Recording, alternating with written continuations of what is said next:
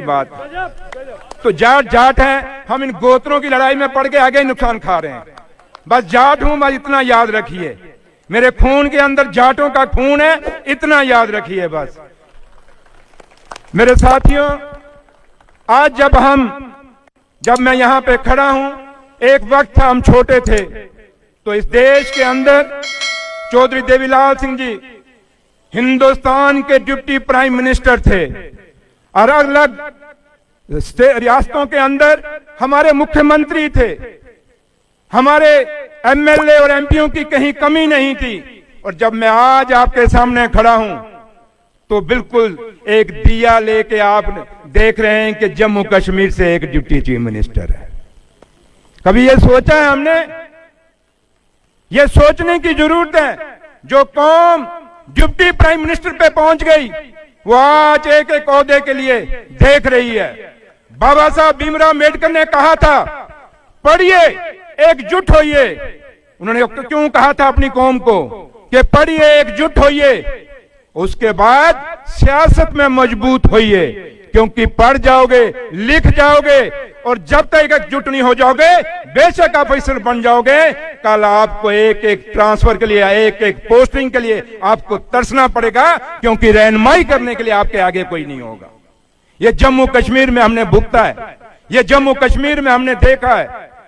आज जब मैं बना, मेरे लोगों को कोई काम नहीं है। मैं इनको बात पलसानिया साहब को कह रहा था, मैंने कहा कोई, आज मेरे पास बहुत बड़े महकमे हैं जम्मू कश्मीर के अंदर, सड़कों का आरएनबी जिसको पीडब्ल्यूडी आप कहते हैं, वो महकमा है, इंडस्ट्री है मेरे पास, माइनिंग है, स्किल्ड है, लेबर है, दूसरे महकमे हैं, और ऐसे महकमे हैं जो हमारी तामीर और तरक्की से जुड़े हुए हैं। वो इसके लिए नहीं आते, वो कहते हैं हमें खुशी है कि इन 75 सालों में हमारा डिप्टी चीफ मिनिस्टर बन गया है। कितनी सीधी ये कौम है, कितनी भोली ये कौम है। Deputy chief minister Surendra Chaudhary बना, लेकिन खुशी अपने घरों में मना रहे हैं। उनको कोई अपनी सड़क की परवाह नहीं, उनको अपनी कोई इंडस्ट्री की परवाह नहीं। फिर मैं उनको कहता हूं, मैंने कहा ये खुशियां ठीक हैं आपके लिए, लेकिन इसके साथ साथ सुरेंद्र चौधरी के पास जो महकमे हैं, इनका फायदा लीजिए। मैंने जयपुर में जब एक अंतर्राष्ट्रीय सम्मेलन था हमारा जाट पार्लियामेंट का, उस समय भी मैंने कहा था, और मैं आज जिन कुर्सियों के लिए हम बात करते थे, उसी में से एक कुर्सी मुझे भी मिली है। हमने कहा, उसमें मैंने कहा था अपने भाषण में कि हमें समझ नहीं आती, जब हम कुर्सियों से उतरते हैं उसमें हमें बरादरी याद आ जाती है, उसमें हमें यह याद आ जाता है कि हम इस कौम में पैदा हुए हैं। लेकिन जब कुर्सी पे बैठते हैं, उसमें चाहे कोई ऑफिसर बन जाए, चाहे कोई मंत्री बन जाए, मुख्यमंत्री बन जाए, उप मुख्यमंत्री बन जाए, फिर आदमी यहां से बुलाएगा, वो इधर से देखता है, वो हाथ मिलाएगा, ये अंगल देगा उसको, ये मिला, बस इतनी अंगल देता है आगे से। ये हमारा है, ये हमने देखा है, हमने भुगता है, और इन्हीं में से निकल के सुरेंद्र चौधरी आज इस मुकाम पे पहुंचा है। आपने मुझे हल दी तो मैं पलसानिया साहब को हंस रहा था, मैंने कहा जम्मू कश्मीर में जिस पार्टी से मैं आया हूं, मेरा चुनाव निशान यही है। अब लोग कहेंगे जी इसको हल इसलिए दे दी है, जबकि यह हमारी किसानियत है, मेरे बुजुर्गों की हल है। ये वो हल जो बुजुर्गों की विरासत है, वो आप मेरे हाथ में आपने दी है। लेकिन मैं आपसे कहूंगा, ईमानदारी से कहूंगा, मेरे बुजुर्ग बेशक अनपढ़ थे, उनके बाद इतनी क्वालिफिकेशनें नहीं थे, लेकिन वो दिल्ली की दूसरी कुर्सी तक पहुंचे थे। आज हम जब कहते हैं हम बहुत पढ़े लिखे हैं, बड़ी अंग्रेजी बोलते हैं, बड़े अपने अपने दावे करते हैं, तो हम एक मुख्यमंत्री तक नहीं पहुंच रहे। ये सोचने की जरूरत है, ये कमी क्यों आई हम में, ये विचार करने की जरूरत है। आप किस पार्टी से, मैं यहां कोई इलेक्शन की तकरीर देने नहीं आया, मैं कोई वोट मांगने नहीं आया, मैं सिर्फ आपके प्यार के बीच में अपना प्यार शामिल करने के लिए आया हूं।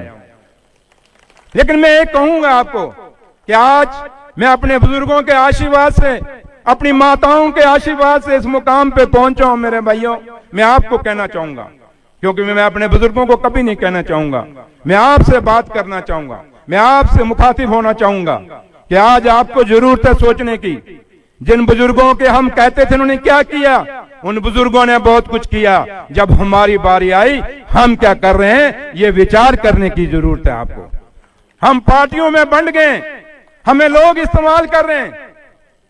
अगर शहादतों में देखा जाए, कुर्बानियों में देखा जाए, तो मेरी कौम का इतिहास भरा हुआ है। अगर इस नौशहरा जिस बॉर्डर से मैं जीत के आया हूं, उस बॉर्डर पे देखा जाए तो ना जाने चाहे वो पंजाब से सरदार हमारा कोई भाई था, जाट था, जो हिंदुस्तान के अलग अलग कोने, या यूपी है, या राजस्थान है, चाहे हरियाणा, चाहे अलग जितनी भी स्टेट हैं, जहां जहां से भी हमारा जाट है, उस जम्मू कश्मीर के बॉर्डरों के ऊपर, उन पहाड़ों के ऊपर ना जाने कितनी कुर्बानियां इन 75 साल के अंदर हमारे भाइयों ने दी हैं। अगर कुर्बानियों का लिखा जाए, अगर लेखा जोखा किया जाए, तो हमारे पन्नों 10 पन्ने भरे होंगे, लेकिन जब कहीं बैठने की बारी आए कुर्सी की, तो कहीं हमारा नामो निशान नहीं है। क्या हम सिर्फ कुर्बानियों के लिए बने हैं?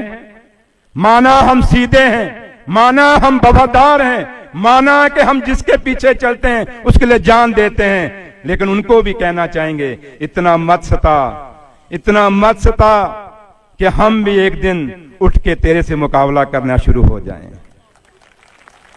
ना सता इस गरीब को, ये गरीब रो देगा, पता लगेगा इसके मालिक को तो तुझे कब्र से भी खोद के निकालेगा। ये जज्बा हम रखते हैं।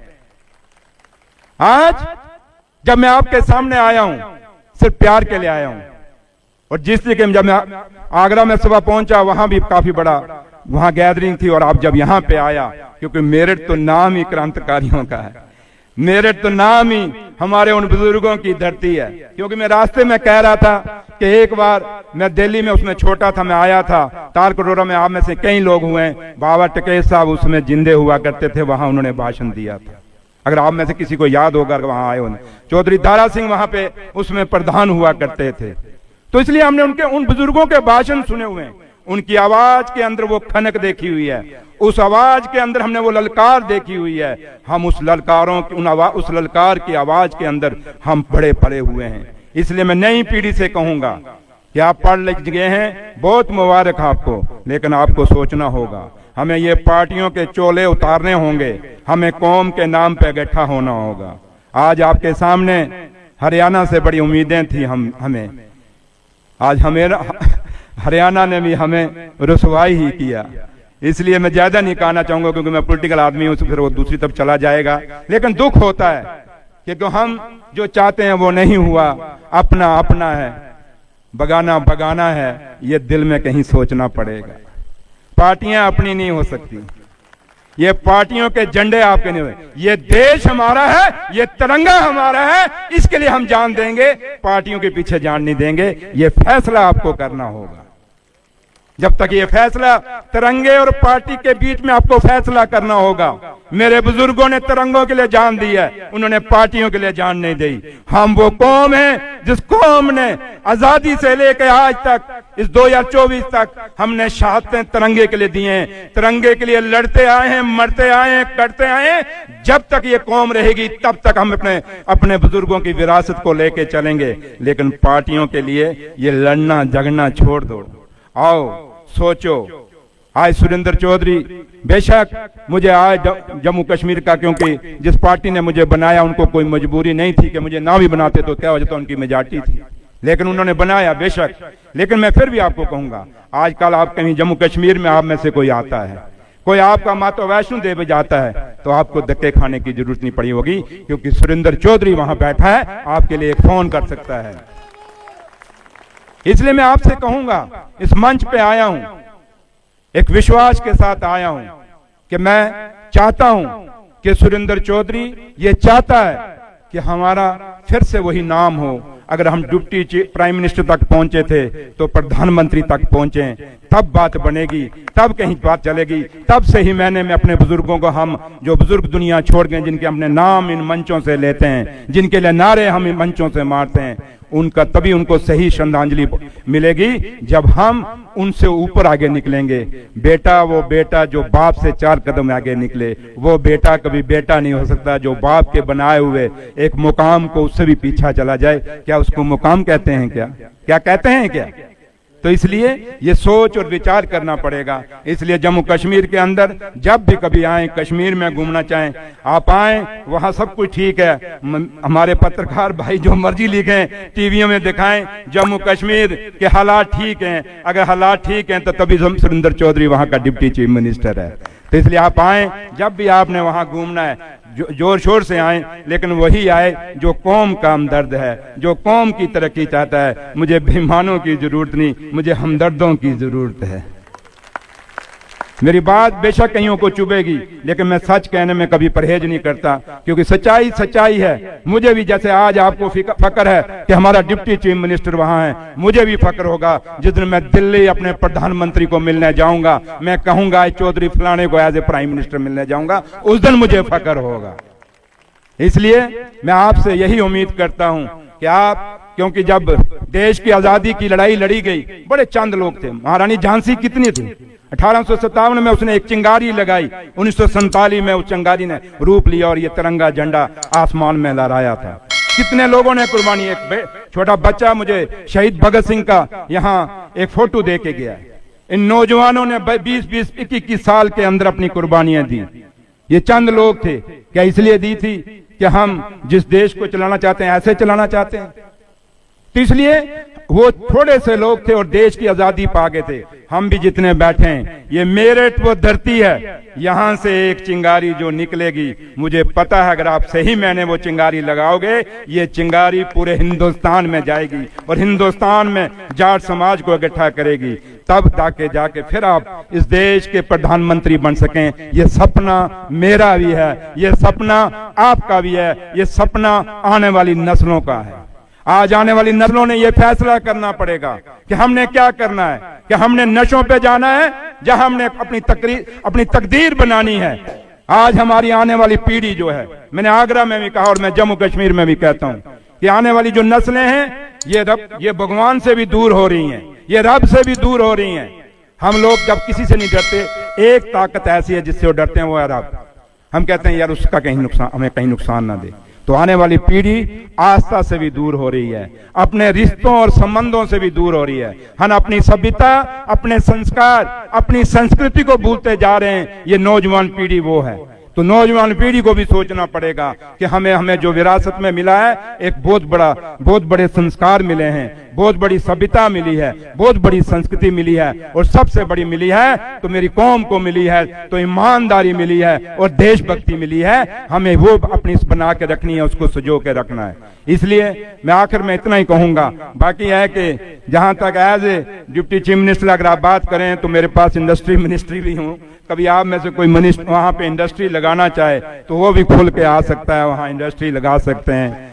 तो आप वहां के फायदे लीजिए, जम्मू कश्मीर की सरकार के जो भी फायदे आप ले सकते हैं आप लीजिए। सुरेंद्र चौधरी आपको हमेशा वहां मदद करेगा। जब भी जम्मू कश्मीर में अगर कभी घूमने के लिए आना चाहते हैं तो आइए, हमेशा आपके लिए अपने बुजुर्गों के चरणों में हमेशा हाजिर रहूंगा। अपने भाइयों के साथ हमेशा हाथ से हाथ मिला के सामने उनका साथ दूंगा और उम्मीद करूंगा कि आप लोग मेहनत करोगे, इस कौम को इकट्ठा करोगे, इस कौम का खोया हुआ वो एक रुतबा जो आज हमें कहीं कमी, आपको भी पता है ये कमी आ रही है, इस कमी को, क्योंकि हरियाणा आपके लिए बहुत बड़ी मिसाल बन गई है, आपको समझना पड़ेगा। क्या करोगे मेहनत? हाथ खड़ा करके जोर से, जाट की आवाज इतनी कमजोर नहीं हो सकती। करोगे हिम्मत? पक्का करोगे? तो याद रखिए ये एक ऐसी शुरुआत होनी चाहिए, क्योंकि वो इंसान आपके बीच में आया है, ना उसने यूपी से इलेक्शन लड़ना, ना मध्य प्रदेश से लड़ना है, ना मैंने राजस्थान से लड़ना, ना मैं दिल्ली से, मैंने नौशहरा उस बॉर्डर से लड़ना है जहां पाकिस्तान बिल्कुल एक पत्थर की दूरी पे हमारे पास है, वहां से लड़ना है। तो इसलिए मेरा कोई यहाँ पे कुछ नहीं है, मेरा सिर्फ और सिर्फ एक ही है कि जैसे आज आप जम्मू कश्मीर में जब आओ आपको लगे कि मेरा उप मुख्यमंत्री वहां पे है, वैसे जब मैं दिल्ली आऊं तो मुझे लगे कि मेरा प्रधानमंत्री है। इस विश्वास के साथ आपसे विदा लूंगा, क्योंकि मैंने वापस जम्मू जाना है। फिर एक जोर से आप लोगों से फिर मैं उम्मीद करूंगा, और खास कर जो हमारी नौजवान पीढ़ी है, आओ मेरे भाइयों, आप छोटे होंगे मेरी उम्र से, मेरे बेटे की उम्र के भी होंगे, आइए, ये कौम आपके हवाले है, ये कौम आपका रास्ता देख रही है, किस रास्ते पे आप लेके जाओगे, क्योंकि हम की उम्र